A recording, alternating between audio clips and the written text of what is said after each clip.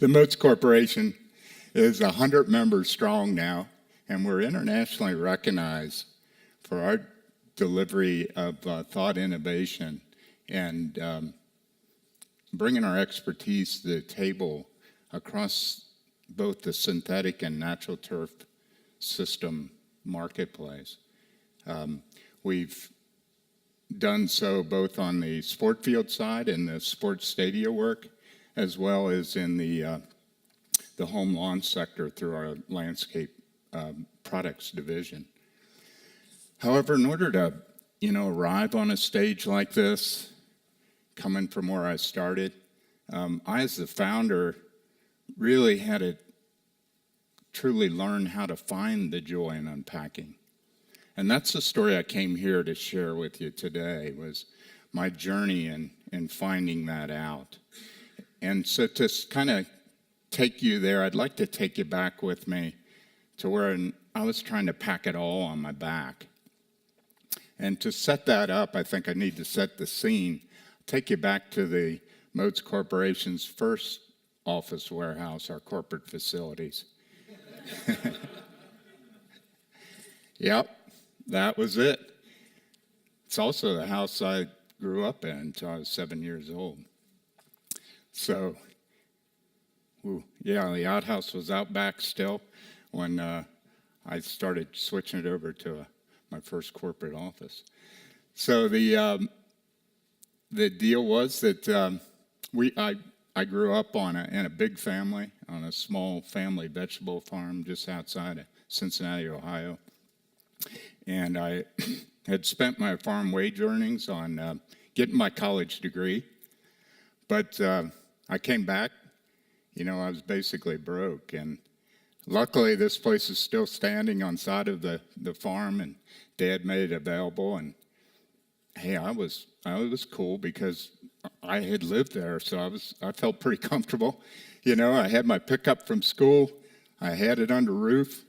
I thought I knew a bunch of stuff about growing grass, thought I knew what it would take to start a business. Obviously, I had a ton to learn. But so I make up a Motz sign, put it on the street, and I'm in the turf business. I'm going for it. Let me take you, if I could, forward now 12 years. I'm pretty proud of the fact I've got multiple teams running. I'm your typical operations manager, type A, out there in the field all the time. In my case, literally out there in the fields, And typically the model it was me leading one team and then running back and forth in between the others and trying to keep it all going. And then in between all that, trying to focus on the development of the business, both getting new business in and trying to handle what we had. And long days, typically sun up, sun down, like many of us obviously experience. But mine were on the go. It was fast. I mean, I was really proud of this fact of starting from where I was and getting to this point, and really thought I had really made it. And I really didn't. And I just felt that's what it took to build a business, is to be that involved with it. But with all this going on, at 34, I always was appreciative of the fact I was lucky enough to have good DNA and felt physically fit. But at 34, I had some real trouble going on underneath the hood. Our go-to through the day on projects would be fast food restaurants. So it was always a quick run through the drive-thrus and grab something and get on down the road to that next project. And my wife Jane and I had our 2 young children at home as well. And I'm sad to say, my dinners after sunset, getting back and getting paperwork done, often they were already asleep. And just having this going like this at this pace, the problems that started to manifest themselves really came about where I felt it mainly in my stomach. I was uptight all the time, and it got to the point where I was in real pain. And I'm like, man, I need to get this checked out. So that brought me to a doctor's visit that was a pretty powerful moment. I don't know quite how it happened. There might have been some grand scheme there, but Jane was with me on this doctor's visit. This guy was pretty blunt. I was in trying to give me an answer from my stomach, and I'm going to get back out there and get at it. And he was more inclined. He checked me out, looked at the family history, looked at my case, and he's like, your blood pressure is continuing to go higher as I look back over your time. And your cholesterol is doing the same thing. And, the pace you're going, it's just not sustainable. You got to really make some decisions. You got to change something up. And I argued, I'm dead set on building this business. And I'm going to figure out a way. If you just get my stomach handled, I'll be good. And he was just as blunt coming back, and he's like, Joe, if you don't change something up, you're going to be dead by your mid-50s. And obviously, it hit me pretty hard between the eyes. I left in denial. And Jane and I had a strong talk on the way home, more her, diplomatically encouraging, can't we do a little something, Like, come on, man, we can give somehow. And what we came to was like the simplest of things. It was to give up Coke. I drank it through the day to keep running all the time. And then it was the same way on the weekends. We did it then, too. We were always on the go. Just seemed to be the go-to. And I agreed that, I can give that up. Let's try it for a month, see how we go. And we kind of held each other accountable, got it out of the house, and stayed away from it. A month went by. It was hard at first, but then it got a little bit easier. And we said, let's just keep going. So we went for the whole first year with no sodas. And said, gosh, this feels, we got a win out of this. Let's just keep going. And I'm really thrilled that 30 years later, neither of us have had a soda since then. And that started us thinking about, well, let's go after more of the culprit. Seems like more of the issue, the grab and go kind of mindset. So we said, let's try to drop fast food. And I started packing my lunches instead. And you just become automatically more aware of what you're putting inside and taking with you. It started more being appreciative of the things I grew on the farm and, what came out of the pasture and eating more that way. So we started eating more whole foods, more of the color palette. We started shopping the outside loop of the grocery store.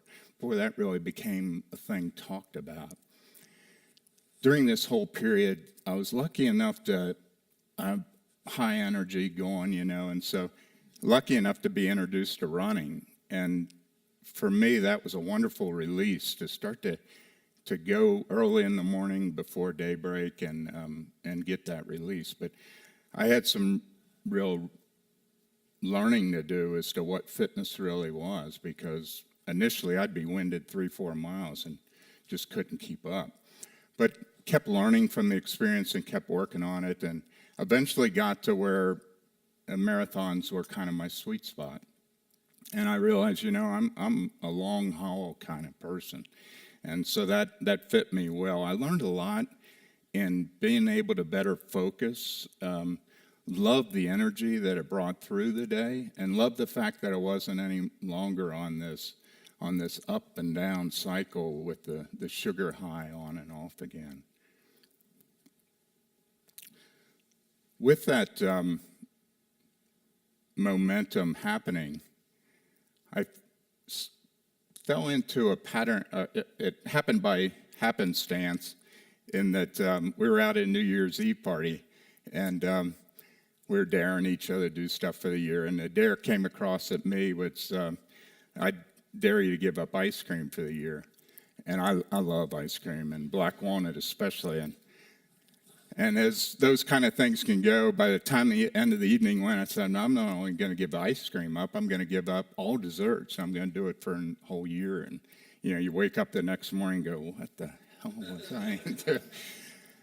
But it was like game on then, I'm going to make it happen. And stuck with it.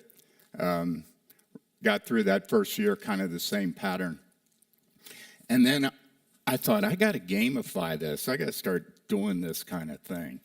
So I started picking out things to give up, just for 1 year at a time. And I did pastas and did breads 1 year and white potatoes another year and no cereals in a box. Kept looking for different opportunities. And what I found at the end of a year is kind of like it developed a new habit.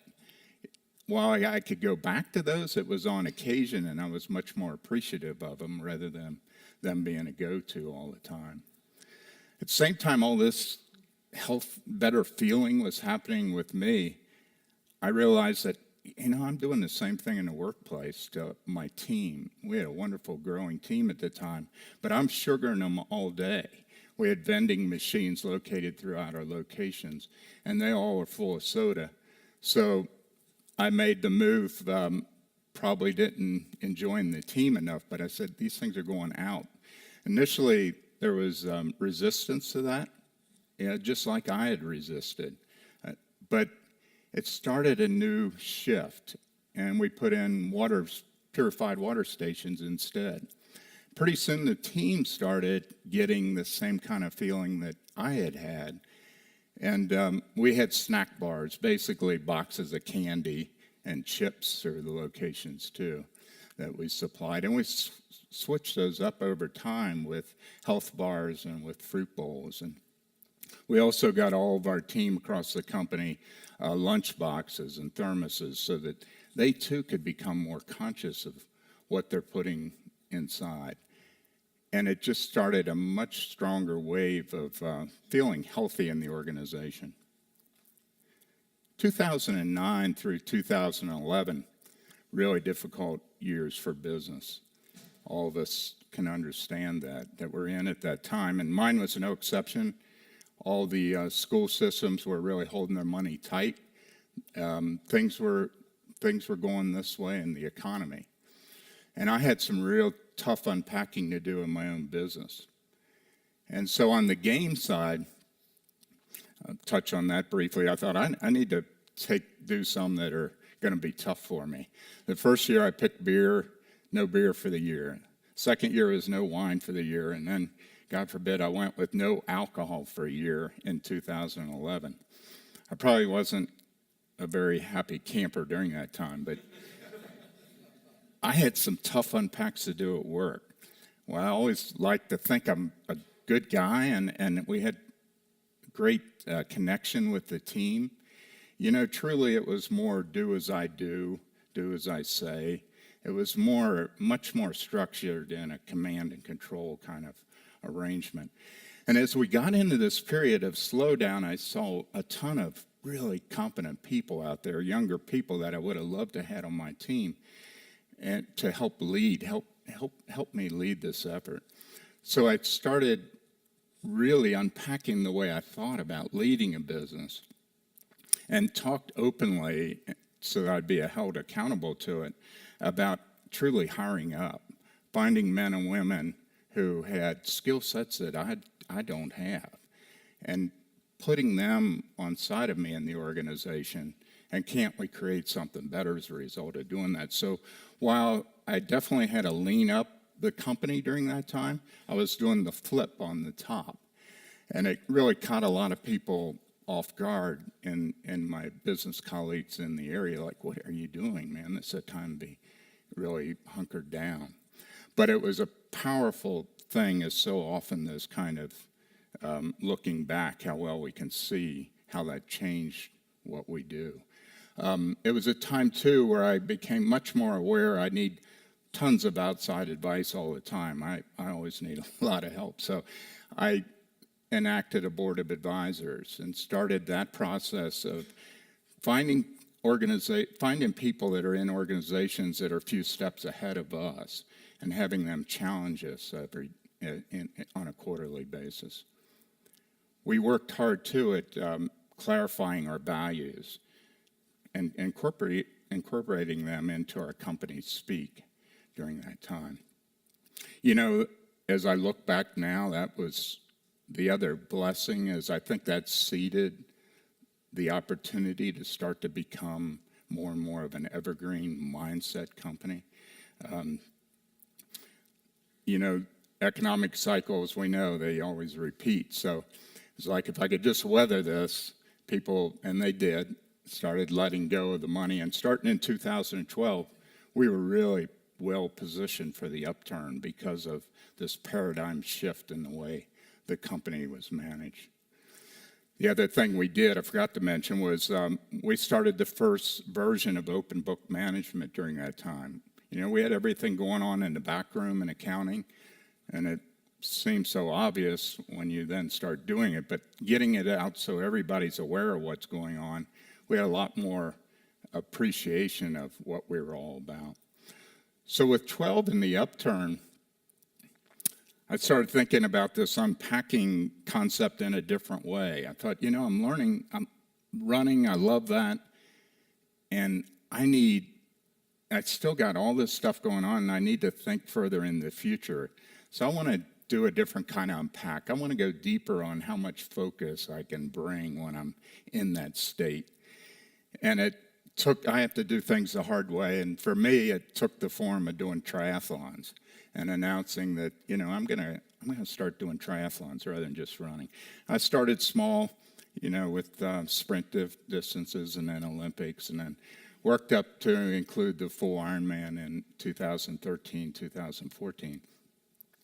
The reason I mention that is obviously you got to have the physical fitness to go, and so you got to be thoughtful about developing that piece of it. But the more important piece for me was what it did in my head. I was like, wow, through all this training, I kept doing a better job as I'd learned from the misses and wiping out before I get to the end of learning how to visualize, you know, the desired outcome that I was after, and then being able to more pace myself to get there.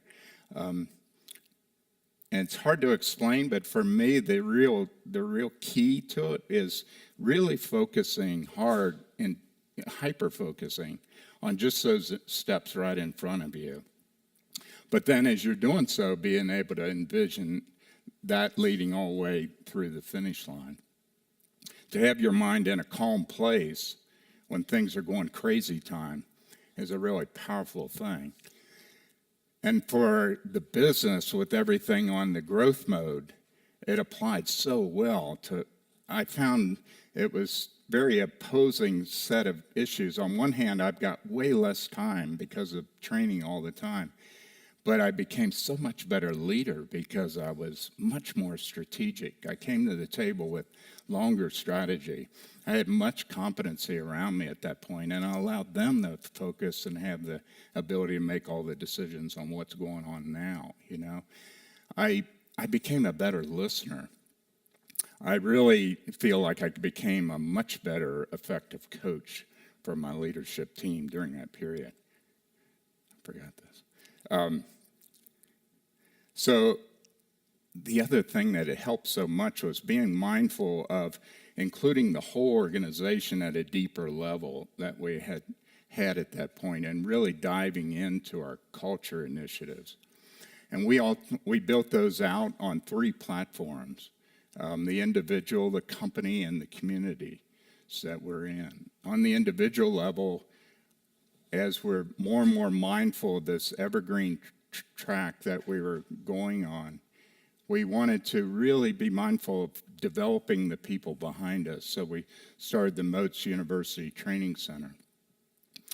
And on the company side, what are we doing as a company to make it a more enjoyable place?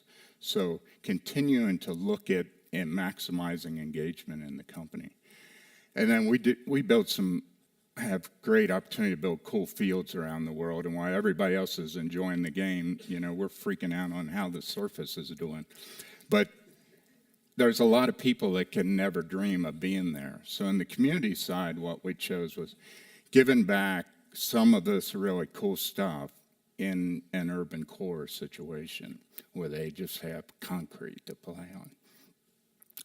And that kind of opportunity, working together side by side, 100 plus strong, plus all our supply partners, we're really close after those kind of efforts. From 2015 forward, I was like figuring this out finally.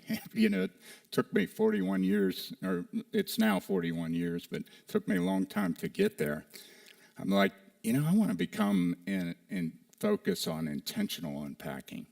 And so from 15 forward, I've been like looking for ways I can continue to intentionally unpack.